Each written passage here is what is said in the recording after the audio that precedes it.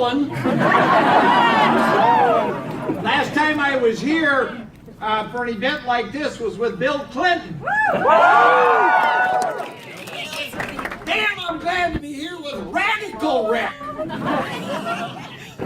Now I'm just dangerous Rick. Well, I just got off the phone a short while ago with Senator Klobuchar, and she had very much wanted to be here and asked me to extend to all of you her greetings. And you'll get a chance to see her later tonight. She's with Senator King in the vice presidential debate. And Senator Franken, Governor Dayton, both asked me to extend to all of you their greetings. I want you to know that Senator Sanders is here. Will be here in just a few minutes.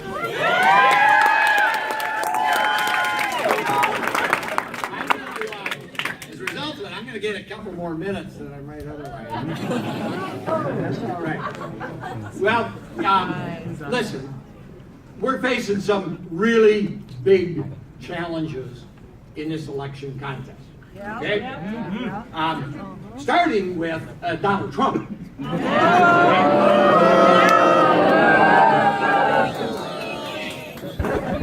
My wife and I sat down, we were trying to make a list. We were trying to find a pejorative description that did not apply to him. You know, things like bully, things like dishonest, things like duplicitous, things like mean-spirited, things like we couldn't think of a word that didn't apply to this man. Those are the God's truth. And on the other hand, we have a woman who has dedicated her entire life to public service, working for children, working for women, working for working men and women in this country, devoted her entire life.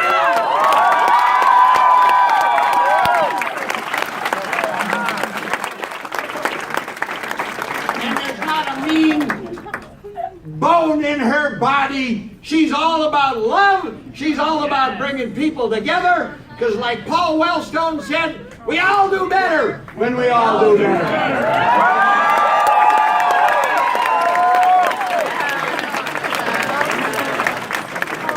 Let me tell you what this election is really all about. Okay? The last century was an incredible century of progress. Think about it. The life expectancy was doubled. From 47 to darn near 81. Unbelievable. I heard from one of the steel workers here. People say elections don't matter. They don't know their history. They don't know their history. They tried to negotiate for pension benefits and for health care benefits in 1947, and the NLRB said, no, you can't do that. It's illegal. But there was an election that year. 48. Harry Truman got elected. He changed the makeup of that board. And guess what? American men and women in this country, the first time in the world, got a chance to negotiate for pensions and for health care.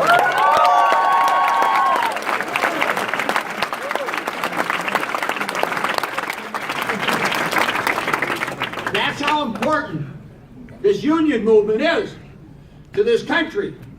We built the largest middle class in the history of the world. We became a model for the world. Unparalleled freedoms, unparalleled opportunities. We still had some challenges. We still needed to be more inclusive. But there were people that understood that politics is not an end game. There's never a final score in politics. In many cases, the things you fought and struggled for and you succeeded in against powerful forces, they didn't go away. They are still determined to roll it back, and that's what this election contest is all about.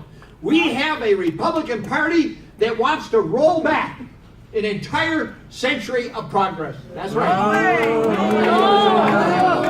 They want to roll back the public policies that gave us air we could breathe and water we could drink. They want to roll back the public policies that gave our consumers protection from bad product and from unscrupulous business practices from places like Wall Street. They want to roll all that back. No. They want to roll back woman's choice. They want to. That's what they want to do. Look at the record.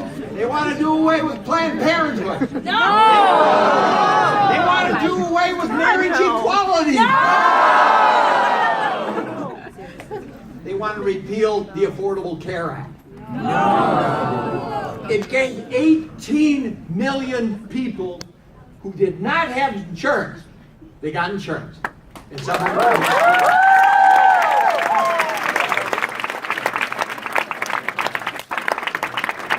want to do away with Social Security. No. They want to do away with Medicare. No. Turn Social Security over to Wall Street. No. Why do they think we created Medicare? Now, because the insurance companies were taking all the health care dollars and they're putting in the company profits and executive salaries and administrative procedures that are so cumbersome, and quite frankly they still are, which compels us to make some additional changes. And I'll talk about that in just a minute. But it's important for us to understand elections are about choices. And those are the choices that are going to be made in this election contest. And I'll give you just one example, one more, of the implications of choices, okay? We decided we were going to go to war in Iraq under false and erroneous information. But think about it. It cost us $3 trillion. That's right, $3 trillion. Well, what could we have done with those $3 trillion? Well, guess what? For $1 trillion of it, we could have graduated everybody in America from college debt-free. People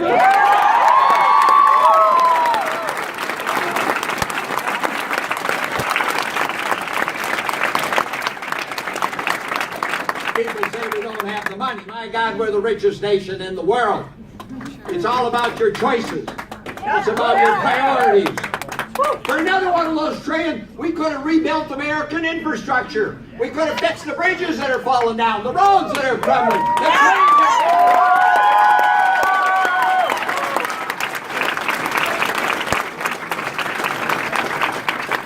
How shameless and can we be? We can't even fix the water treatment systems that are poisoning our children's brains. We had to fight so damn hard to get a few lousy bucks to help the people of Flint, Michigan.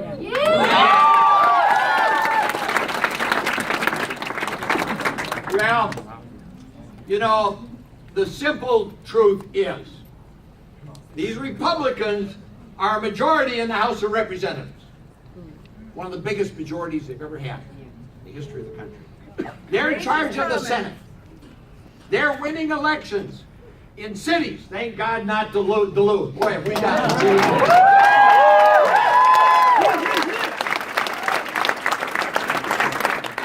But they're winning elections all across this country, in governorships and state houses.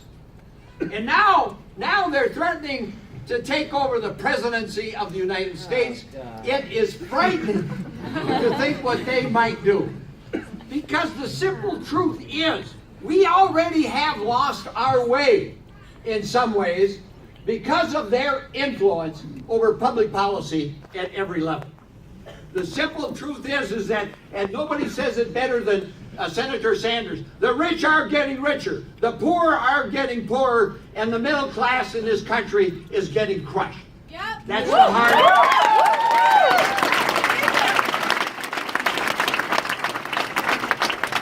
So here we are having to defend the progress that made America more inclusive, that made it a model for the world, that made and produced an economy that people wanted to emulate and to be like.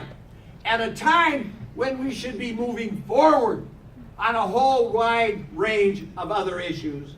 One of them is to change these terrible trade deals, starting with NAFTA, that moved tens of thousands of manufacturing overseas, put millions of people out of work, and that combined with a tax system that allows super billionaires to get away without paying any taxes is at the heart. It's at the heart of what our problem. We must defeat the Trans-Pacific Partnership Agreement.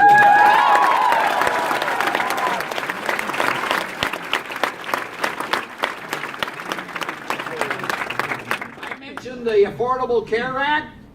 I think 60 attempts to try to repeal that. Every time under a closed rule, so we couldn't offer any amendments to change it and make things a little better. There's still 17 million people in America that don't have insurance. And think about it. Everybody in America's got a different policy. Everybody. Depending on your age, depending on your health, depending on your income, depending on how many dependents you have. It's a costly nightmare that is unbelievable.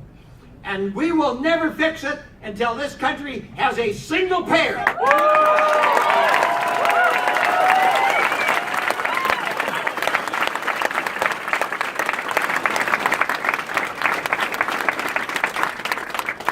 was just talking to President Black here a few minutes ago, and talking about the stats.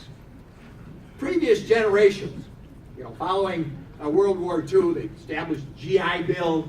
I think 1958, Koya Knudsen from Minnesota established the National Student Defense Loan Program.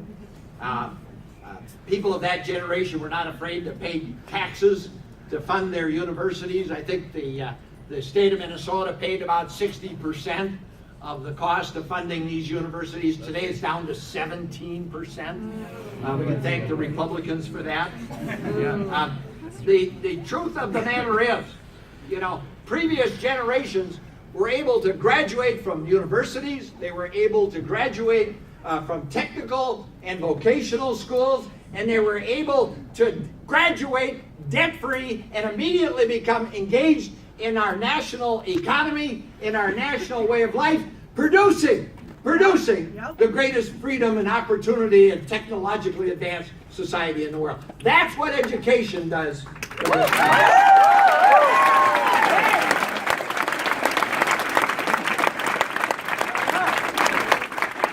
no reason whatsoever why we cannot and we should not do it again. And when people tell you we can't afford it, you tell them that's baloney. We can't afford not to do it.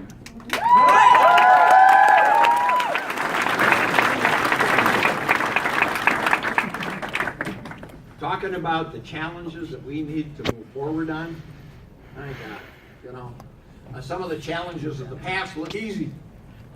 I do remember when the lakes were catching on fire and the rivers were running sewers. Speak it. I remember when they were dumping taconite tailings here in Lake Superior, and the big fight that we had, to fix those things. But we're in some even bigger fights today. Talk about climate change. It threatens the survival of our species, and Republicans won't even let us spend a nickel to study it, to determine what the implications are. This is a challenge that we have to step up and do everything that we possibly can imagine.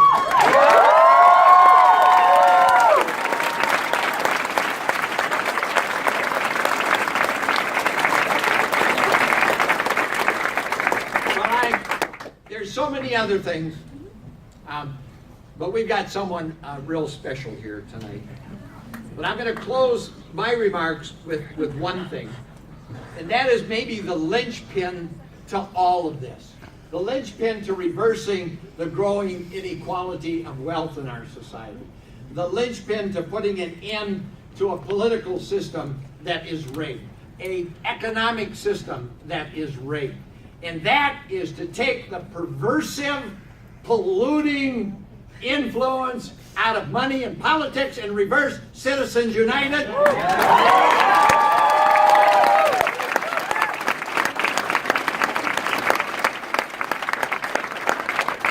might be the key to it all. But there's something else. Thomas Jefferson. What an intellectual, visionary giant. And he understood, perhaps better than anyone, the power and the limitations of democracy. And Jefferson said, among other things, every generation needs a revolution. The man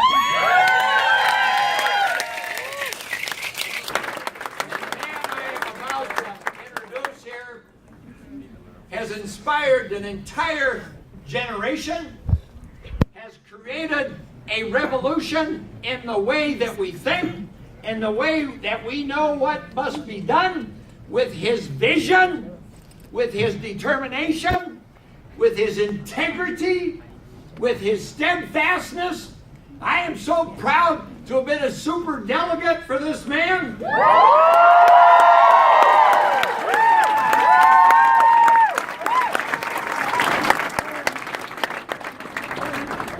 He has given people in this country a voice.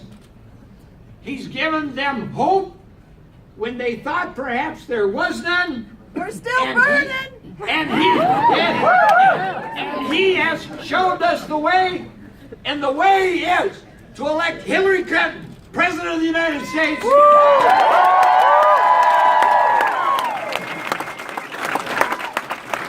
I'm here to ask you to vote for Rick Nolan, too.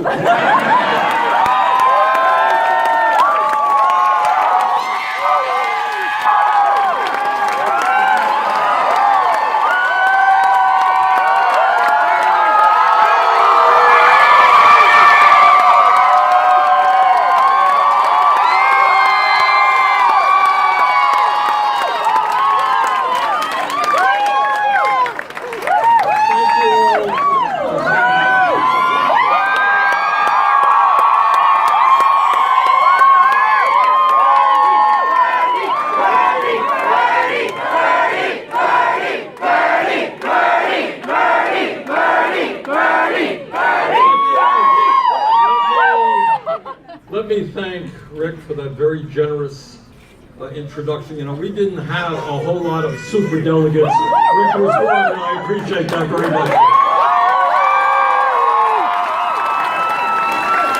Let me just pick up where Rick left off. This country faces enormous challenges, but the problems that we face were caused by human decisions. And human decisions, i.e. you, can undo those problems.